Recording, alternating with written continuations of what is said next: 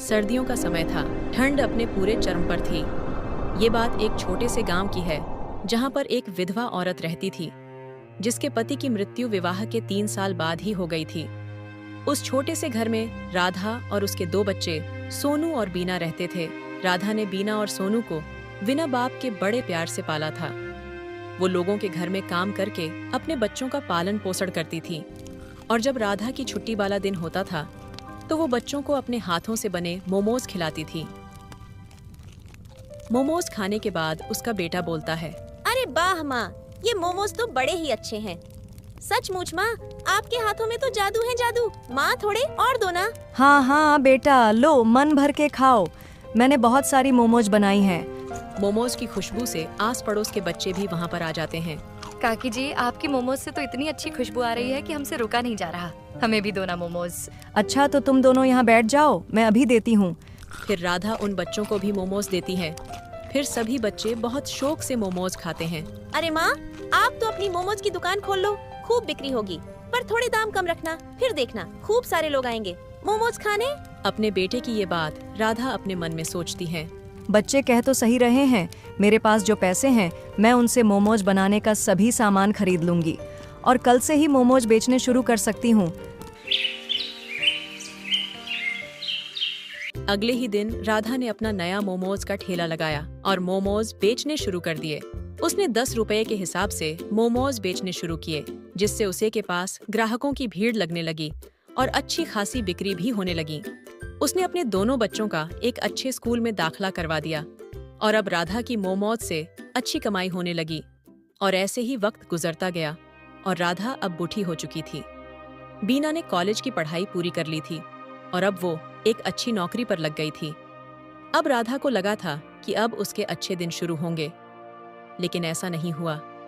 बीना को उसके ही ऑफिस में काम करने वाले यश नाम के लड़के से प्यार हो गया और उन दोनों ने बाहर ही शादी कर ली और बाहर ही रहने लगे। कुछ समय बाद सोनू ने भी अपनी पढ़ाई पूरी कर ली और वो भी बाहर शिफ्ट होने की सोचने लगा। अपने बेटे सोनू की बाहर जाने की बात सुनकर राधा चिंता में पड़ गई। अरे बेटा, तू भी बाहर जा रहा है? मैं तो तुम दोनों के बिना अकेली सी पड़ जाऊंगी। बेटा तू जरा जल्दी से आ जाना, अपनी बहन की तरह बाहर ही मत बस जाना।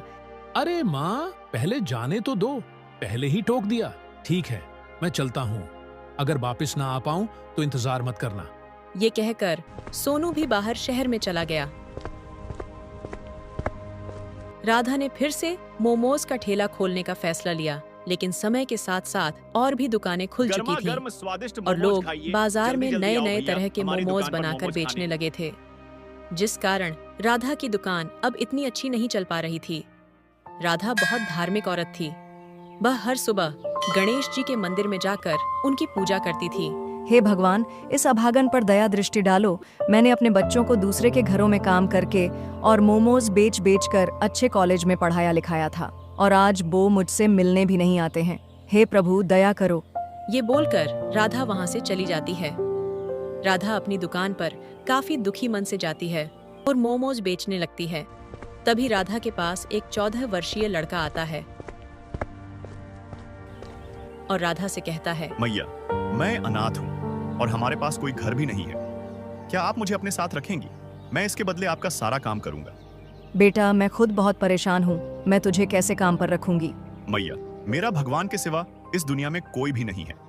मैं आपका सारा काम करूंगा, बस आप मुझे अपने साथ रख लीजिए। राधा को उस बच्चे पर दया आ जाती है और वह उस बच्चे को अपने साथ रख लेती है। भगवान ने इस बार राधा की पुकार सुन ली। ये भगवान गणेश जी का ही भेजा हुआ दूत था। राधा मोमोज का सामान बना रही होती है।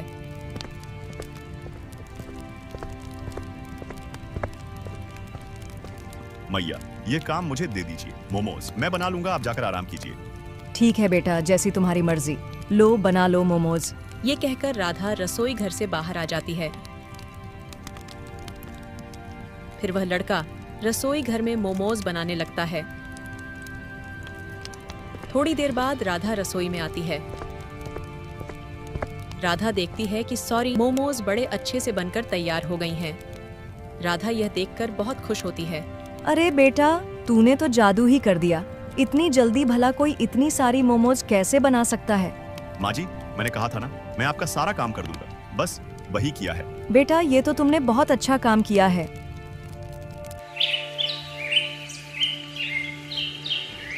फिर राधा और वह बच्चा दोनों साथ में मोमोज बेचने लगते हैं। आइए आइए, माताजी बहन जी, गर्मा गर्म और स्वादिष्ट ताजा ताजा मोमोज खाइए और अपने घर को भी पैक करवा कर लेकर जाइए।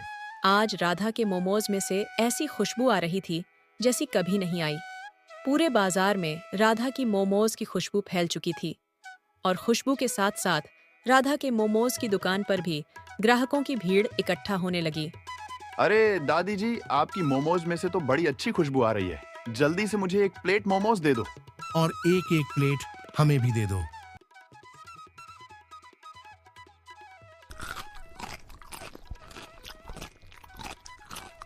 अरे बाजी वाह, ऐसी मोमोज तो मैंने पहली बार खाई है। दादी जी क्या डालती हो मोमोज में जो इतने स्वादिष्ट बने हैं। राधा लोगों की बातें सुनकर मन ही मन बहुत खुश होने लगती है। देखते ही देखते राधा की सारी मोमोज खत्म हो जाती है। अरे वाह, आज तो बहुत अच्छी कमाई हो गई। अगर ऐसे ही मेरे मोमोज बिकते रहे तो मेरा सारा कर्ज उतर जाएगा। वह बच्चा राधा को कोई भी काम करने का मौका नहीं देता था और सारा काम खुद ही निपटा लेता था। रोज वह लड़का मोमोज बनाता और फिर दोनों बाजार में मोमोज बेचने जाते थे।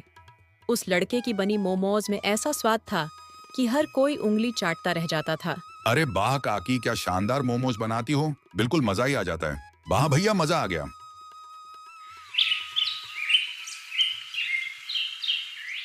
एक रात की बात है, वो लड़का रसोई के अंदर जाता है और मोमोज बनाने लगता है। राधा अपने मन में सोचती है, ये लड़का रसोई के एक कोने में जाकर मोमोज क्यों बनाता है और न ही मुझे रसोई में कोई काम करने देता है, सारा काम खुद ही करता है। आखिर ये ऐसा करता क्यों है? आज मैं इसका पता लगा के ही रहूंगी। राधा चुपके से जाकर एक खिड़की में से झांकती है। वह देखती है उस लड़के के हाथ में से चमत्कारी शक्तियां निकलती हैं, जिससे मोमोज अपने आप बनकर तैयार हो जाते हैं। ये जादू देखकर राधा दंग रह जाती है और तुरंत उस रसोई घर में जाती है और कहती है, बेटा तू कौन है? मैंने सब कुछ देख लिया खिड़की में से। मैया, डरिए मत, मैं आपको कोई नुकसान पहुंचाने नहीं आया हूँ, बल्कि मैं तो आपकी मदद करने आया हूँ। मैं भगवान का भेजा हुआ दूत हूँ। मुझे गणपति जी ने आपकी मदद करने के लिए भेजा है। ये सुनकर राधा को विश्वास नहीं होता। क्या सच में गणपति भगवान ने आपको मेरी मदद के लिए भेजा है? हाँ मैया, आपकी परेशानी भगवान ने सुन ली और भगवान ने मुझे आपकी मदद के लिए ही भेजा है। राधा ये बात सुनकर बहुत खुश हो जाती है कि अंततः भगवान ने उसकी पुकार सुन ही ली। कुछ समय ऐसे ही बीतता है और देखते ही देखते राधा की दुकान काफी अच्छी चलने लगी। लोग उसके मोमोज दूर दूर से खाने आने लगे। ऐसा करते करते राधा ने एक दिन बहुत बड़ी मोमोज की दुकान खोल ली और धीरे धीरे उसने अपने सारे कर्ज भी चुका दिए। अब राधा के पास पैसों की कोई कमी नहीं थी और यह बात राधा के बेटे सोनू तक पहुंच जाती है और सोनू की नौकरी भी जा चुकी थी। इसलिए एक दिन सोनू अपनी बीवी के साथ घर आ जाता है। माँ नमस्ते, देखो मैं आ गया।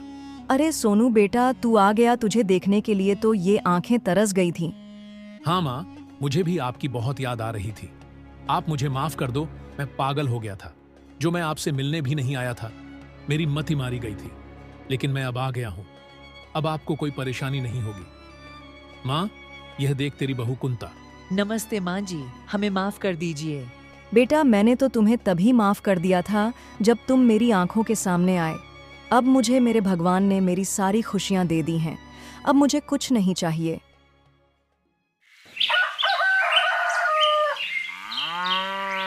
अगले ही दिन क्या हुआ? तिजोरी की चाबी मिली? हाँ, मिल गई। अब फटाफट से इस बुढ़िया के सारे पैसे निकालो और जल्दी से चलते हैं यहाँ से। हाँ हाँ चलो।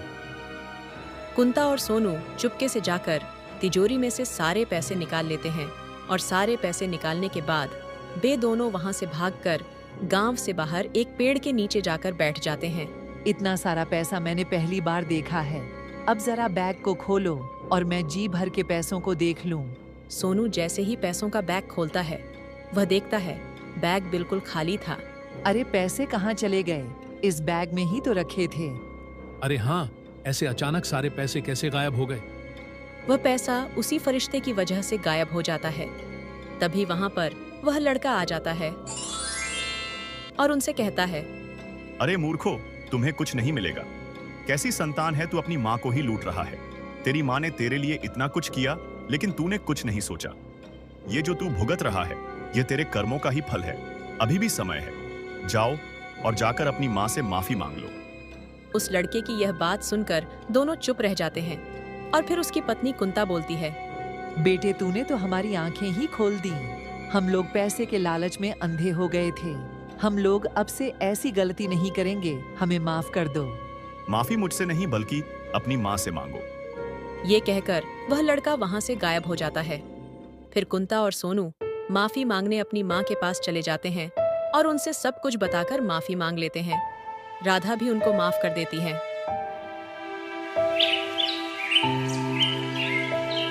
अगले दिन, बेटा, मैं तेरा शुक्रिया कैसे करूं समझ नहीं आता। तुमने मेरी इतनी मदद करी, इसके लिए धन्यवाद। अब मुझे सब कुछ मिल गया है, मेरा बेटा, मेरी बहू। अब मुझे किसी चीज की कोई जरूरत नहीं है। बेटा, अब तुम जा सकते हो। ठीक है मैया, अब आप बोल रही हो तो मैं चला जाता हूँ, लेकिन गणपति बाबा की कृपा आप पर सदैव बनी रहेगी। यह बोलकर वह लड़का वहां से अंतर्ध्यान हो जाता है। राधा का जीवन काफी खुशहाल हो गया था। अब उसको किसी चीज की कमी नहीं थी। अब उसकी मोमोज की दुकान भी अच्छी चल रही थी। अब वह अपना बाकी का जीवन खुशी खुशी अपने बेटे और बहू के साथ व्यतीत करने लगी।